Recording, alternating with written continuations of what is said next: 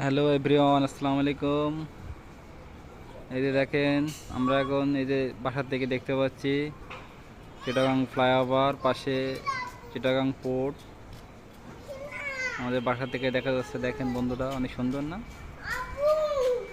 আজকে কিন্তু সূর্যটাও দেখা যাচ্ছে। কি হয়েছে আম্মু? ঠিক আছে মা। এই দেখেন, একটা আমড়া গাছ, একদম রং ধনু উঠেছে বন্ধুরা।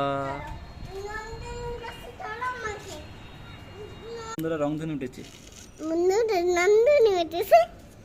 অনেক সুন্দর লাগতেছে।